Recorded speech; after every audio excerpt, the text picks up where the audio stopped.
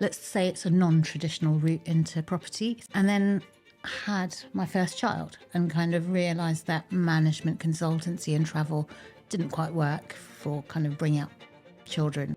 I mean, property's changed so much. What advice would you give them, or what learns, I guess, did you have? I think say yes. The benefit of airspace is that at one level the land is free. What we're also doing is we're looking at doing airspace above commercial spaces as well. I was very excited when we had our first crane with Fruition on it. What's kept you there for 20 years? It's just so...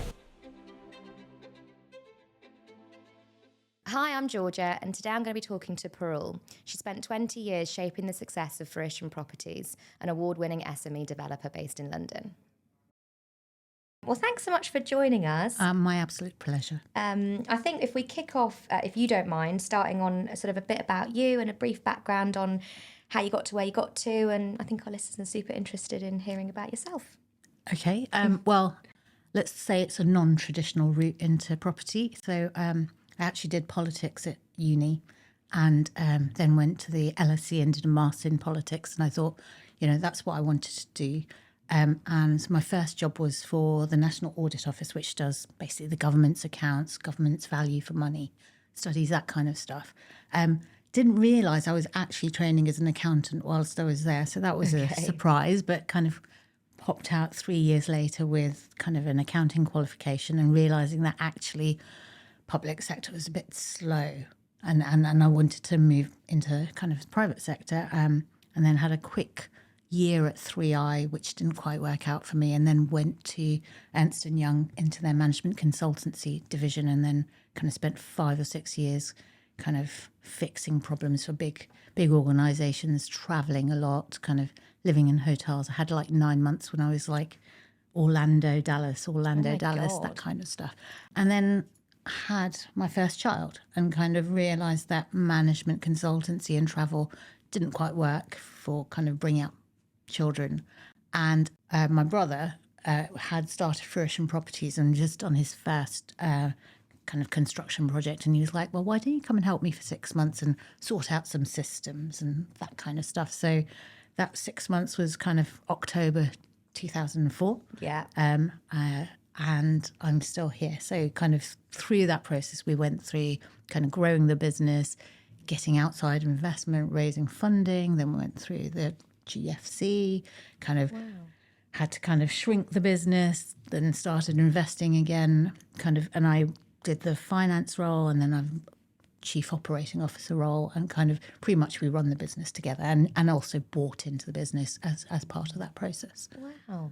So a helping hand turned into a 20-year career. Yeah, never do your brother a favour is my advice. And so I guess what's aside from probably having a big personal connection to the business, what's kept you there for 20 years? It's just so interesting. There is, property's changed so much, and there's so much of it. So, we started in development, then we realised that a lot of the value was in planning, so moved back into that process. We do our own construction. Initially, we had our own construction team, but now we kind of use main contractors.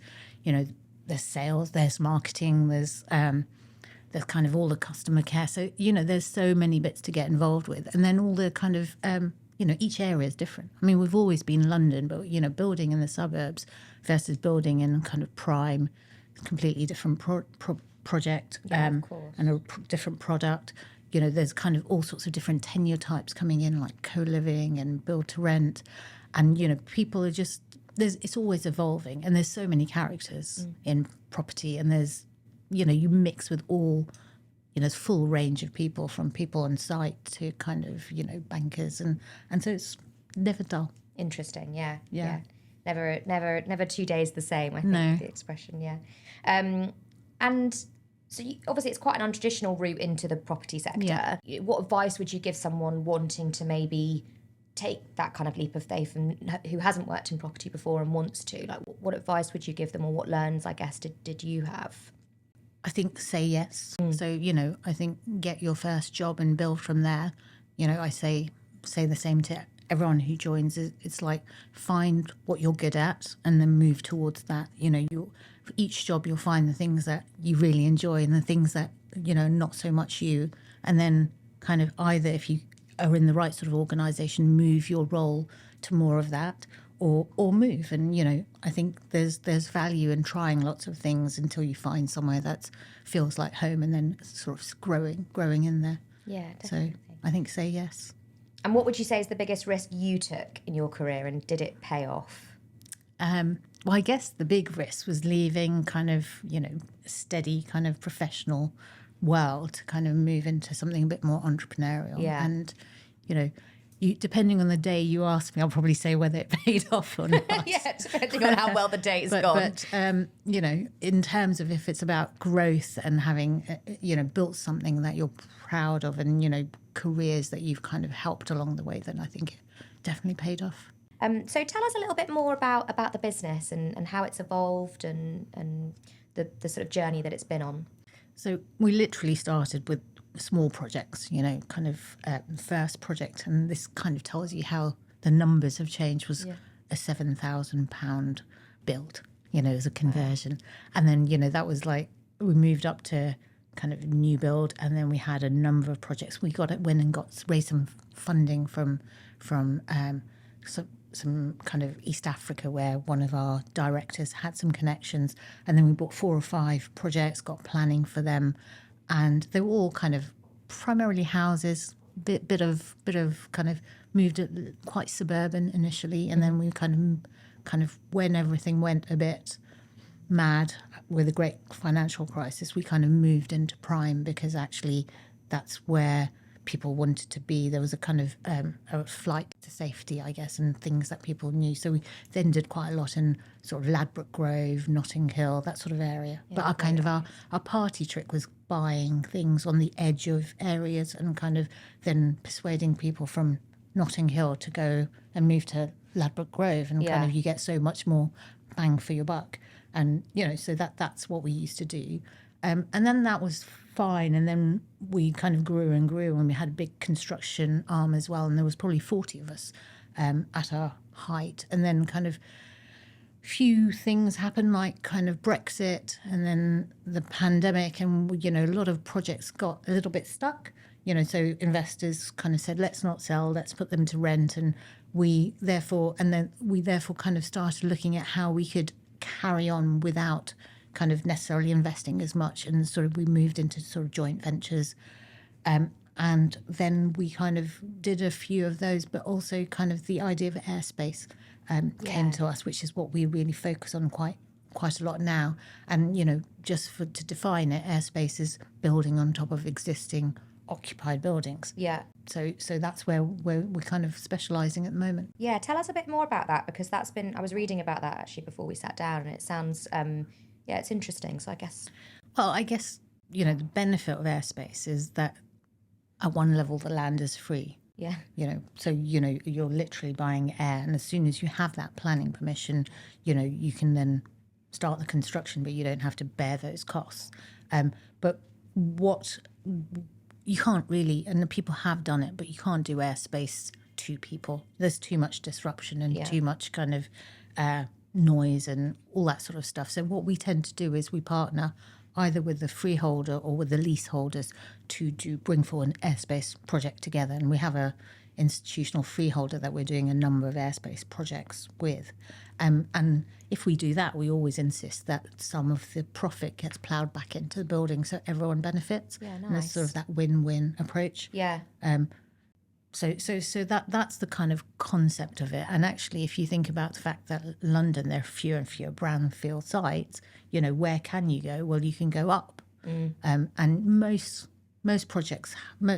buildings have some latent structural capacity. So you can usually add 1 story, if you're lucky, 2 stories. Yeah. And so, you can just add that, and that should give you sufficient profit to be able to help with things like fire issues or cladding. I was going to ask that. Yeah. How are you finding how are you navigating the legislations that are coming into place or are in place already when building upwards? Like, is that a challenge, or? It's a massive challenge. Yeah.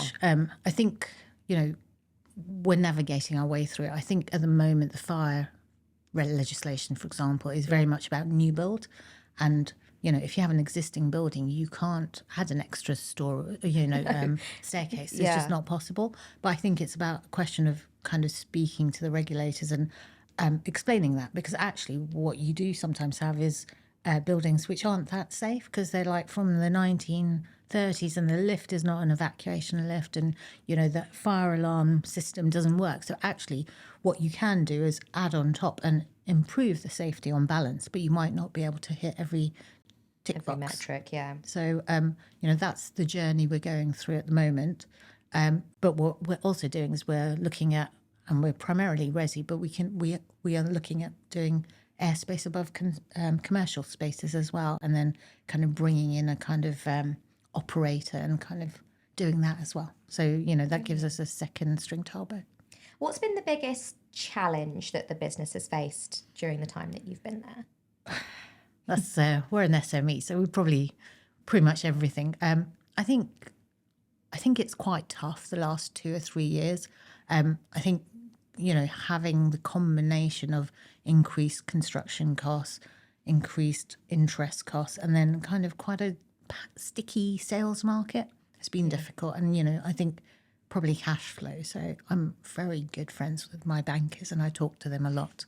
And I think that would be my advice is if you keep talking, you can work your way through things. And, hopefully the market will change with the budget and interest rates. And then there's a lot of pent-up demand as well. Yeah, of course, definitely. And what would you say has been the most exciting part of the journey that you've had with the business? I was very excited when we had our first crane with Fruition on it. But I don't know if it's a good milestone. Yeah, that was a really good milestone. I think the most exciting thing, and it, is kind of the completed buildings. We have a building just finishing in Bermondsey, and because it's airspace, you can go to the top, and literally the views are amazing. You can see the Shard. Look around.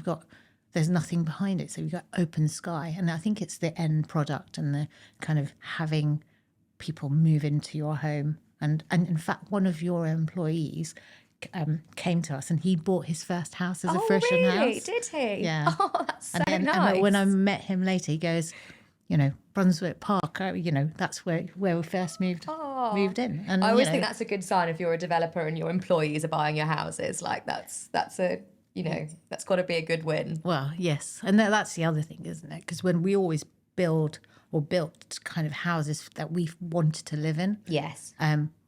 Can't quite afford them now, but that's always it's always the designed for living aspect that we try and bring to it. And how are you navigating that challenge, I guess, of it's with the interest rate rises and cost of borrowing, cost of construction, it must be very difficult and a big challenge to remain affordable to a degree. How are you guys navigating that? We're struggling to actually, and I think this is the conversation that's quite difficult to have. But I was reading the HBF kind of issues some statistics that says something like in about 60 kind of local authorities, the cost of building a house versus the sales price of the house, the cost is more than sales price. So that's not sustainable. Obviously in London, that's not so much of an issue, but you can't have everything. You can have, and I'm not saying that we don't build fundamentally much better housing than we did 20 years ago, but you obviously have to be, the safety is safety, but beyond that, if you kind of add additional insulation requirements, or Part O came in, which is kind of about kind of overheating, or sort of recycling of construction waste, or all of those things are great. Absolutely, if you said to someone, do you think we should be doing that, that'll be fine. But every single thing adds cost. And so I think we need to have those hard conversations which say, would you rather have more affordable homes, or would you like all of this stuff? And if nothing else, let's just have a pause and not introduce any further legislation, because it's quite a lot. And we're a small organisation, and we all have to understand all this stuff. I mean, it's quite worrying when my land director and my sales director all kind of watching the inflation reports to kind of work out what's going to happen next in house pricing. We should just be allowed to get on and build. Yeah. I don't think you're alone in that. Well, I definitely know you're not alone in that challenge. Yeah. And you know, SMEs feels like sometimes we're a dying breed. You know, there were 100%, thousands yeah. of us 20 years ago, and I was just reading the other day, there's 1,500 SMEs now. Yeah. So if you can triple those, then, you know, that's a lot. Houses. Lot more housing. It's a lot more houses, and it's also, you know, selfishly, it's a lot more jobs. But you know, it's important because, you know, often people want to work for, well, you know, really do want to work for businesses like yours. They're, you know, we were talking about this before we jumped on here, but they're interesting. You know, you often get involved in a lot more than you would working for a giant corporation, and it provides, you know, good careers for people, particularly people that are quite entrepreneurial, I guess, and maybe don't want to go and make the jump to completely own their own business, but would like something in between. So yeah. Yeah, absolutely. And I mean, one of the things we offer is we have a company share scheme, and we give that to all employees because, like you say, kind of we can't make it happen without our team, and you know, we're all kind of wanting to push in the same direction. That's great. And so how many people are you now? We're about 15. Nice. So. And what's the vision? What's the plan? Subject to it all going all right tomorrow. I don't know when this will air, but tomorrow's the budget. Well, you know, actually we have our biggest year in terms of output. So we have about 140 units in construction. So kind of which will come out next 12 months, I think. And what we're trying to do is we're doing a combination. We still do the projects, but we're also offering our services to third parties. So at the moment we're working with a Saudi client, and what we're doing is they had a construction site that failed, and we've come in and kind of taken, it was half built, and kind of retendered it. We went back into the local authority and kind of changed the viability payments. We are looking to kind of convert some of the commercial back into resi. So, you know, we are doing that, and that's one of our solutions to kind of the uncertainties of the market, is that we've kind of added development management services as a string to our bow, which gives a kind of income stream that goes through, and then we do our own developments, and that kind of gives the kind of profit element, which kind of is, you know, by default a little bit more kind of feast and famine. Interesting. And so what's the vision for the business, and what are you wanting to achieve, I guess, in the next 5 to 10 years?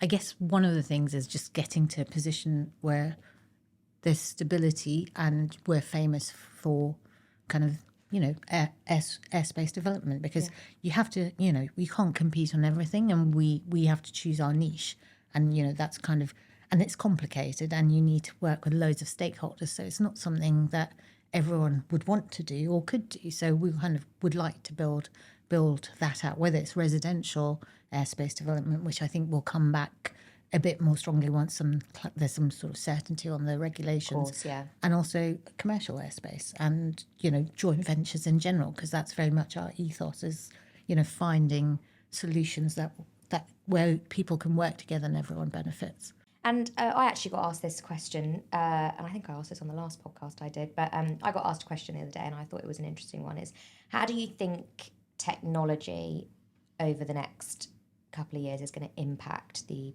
you know, property industry? I asked because I think, you know, the property industry has maybe been slightly behind on the adoption of technology in comparison to some other industries. But I guess, you know, how do you think it's going to play a factor, positively or negatively? I think it's got to be positive. Mm-hmm. I mean, we have a workforce crisis in property, don't we? We don't have enough people, so we need to do things differently. But I guess I think of technology, you know, immediately your mind goes to stuff like AI, but I actually think of technology in terms of building technology.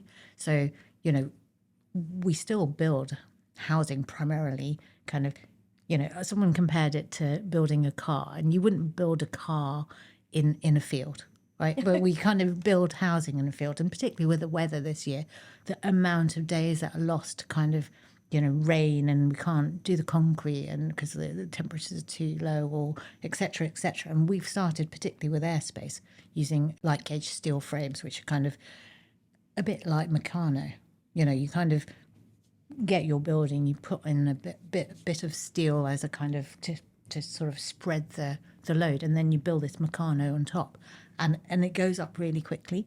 Wow. It's quite complicated in terms of all the planning, but then, you can literally be kind of steels arrive on the site and maybe 2 months later you have your frame. And, we're doing that because we want to minimize the amount of time on site. So I think there is that area of technology still to go. And obviously it's quite nascent and we've had some failures in volumetric and those sorts of things. But I still think that's kind of one of the big technologies that will kind of speed up construction. And then on top of that, there's all the stuff that's driven by data, kind of all the apps that we use, but we're probably not going to design them ourselves. So we just kind of look out there and look at what's best in the market and then use that in our, sales process or in our customer care process. Yeah, definitely. And so for those, I guess, interested in working for a business like yours, what do you look for when looking to recruit into the business? What's important? I was having this conversation the other day, and I obviously, because we're small, each individual person can make a huge difference if they're not right. Yeah. So, I mean, for us, I think it's got to be the attitude and the kind of mindset they bring. We want people who are curious, who are hungry, who don't necessarily expect all the systems to be in place. And if they see something that's kind of not there, they kind of go, well, here's an idea. Yeah. So, that's kind of probably paramount. You kind of get that person and integrity, I think, as well. Someone who wants to do things the right way, who takes pride in, what we're delivering. And how do you actually touched on it earlier, I think, how do you retain your staff? Well, I think, like I said, we have a share scheme because we believe in kind of sharing the spoils of any success. But I think that's kind of conveys an attitude which is about valuing our people. We kind of, if someone wants to work for us and then they find that they're interested in a particular area, we will try and adjust their role to allow them to grow. So, I have a sales director who used to be a construction director. Oh, really? I have a... that's an unusual... I've got a few. Our product director now does development management. So she kind of does both because, she was visiting site with a sort of narrow hat of, what should go in there, what are the kitchen layouts, all that sort of stuff. And now she's widened that to actually running sites from start to finish. So, you get that. And I guess the other thing is just what all small companies offer, which is, you sitting in the same room as everyone else from, so the CEO to kind of, every role, and you overhear stuff and you learn by, I wouldn't say it's osmosis, but, you just learn by seeing what other people do. Yeah. And you pick up a lot of stuff. So I think it's a really good place to kind of extend your career quickly. No, I think there's massive value in being able to move people internally. It doesn't happen often.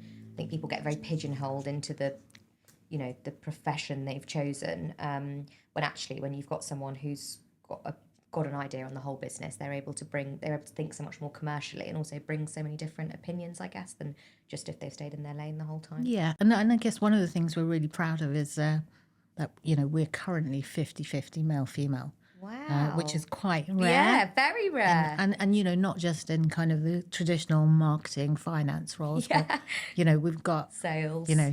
2 of our development managers are women. So, and that's great because you go on the site and, construction teams are generally still male, but you get used to having women on the site collaborating with you. And we have, in fact, one of the sites we've just finished, the architect, the development manager, the structural engineer, they were all women. Oh, well, obviously I'm biased, but brilliant. and I'm not saying that, it doesn't really matter. We're also really proud of the fact that one of our directors is 72 and, he's still wants to be involved. We still think he has loads to offer. So it's just about kind of letting people, getting the best person for the role at the time. What advice would you give naturally when you have got a smaller business, it's easier to a degree to control things like diversity or balance of male female, but what advice, you've obviously done it successfully, what advice would you give companies when, or what advice would you give the industry in driving, more females into particularly the construction industry, and sort of balancing diversity, I guess? I think there's an issue generally for the construction industry. So it's not about women or men. Yeah. I think it's just about making construction something that people choose to go into. Yeah. Lots of people kind of, it's, there's the white collar element of construction. And I think that's very easy to attract women to by just showing women already doing the job. And I think the fact that I've been a director all this time, one of our other directors is women, when you look on our website, you see women doing important things, and that maybe makes people more attracted to us and wanting to apply. Yeah, feel like it's possible as well. I think it's a big thing. Absolutely. You've got to see it. But I think construction, I think that is still quite difficult because groundwork is cold and wet and miserable sometimes. So, 100%. and I don't even think it's that easy to attract young men into it. So I think it's probably to have those sort of training schemes to give it as an option. Definitely, yeah, I completely agree. I don't think it's, I think it's, if as a country we don't fix the issue of getting some more people going into the industry, we will face some severe talent shortages in the next 20 and then to 30, maybe 40 the years. technology that I was talking about will help a bit, Yes, and alleviate it. And I think that's why we need to grab that as well. But adopt it. it's actually an amazing industry, and we get knocked a bit, don't we? Yeah, as definitely. an industry, and everyone says we need housing. So what do? You don't knock the people who are going to build the housing. I think there's definitely something both as an industry to advocate for the benefits we bring in and what we do, and for the government and councillors and all those people who kind of are greedy developer mindset to actually say, well, we need a few more of these people because actually we need to build the houses and we need to deliver it and we need to attract people into this industry.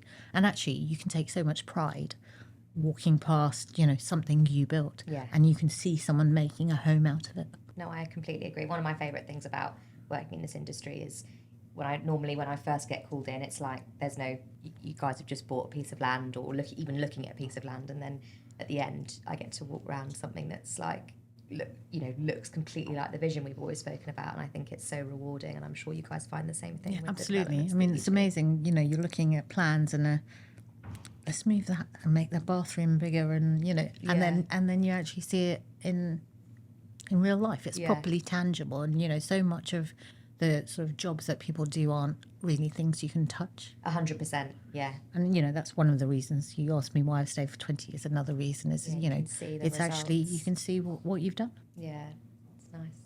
Well, thank you so much. We always end the pod with a few quick fire questions. Okay. So, are we ready to go?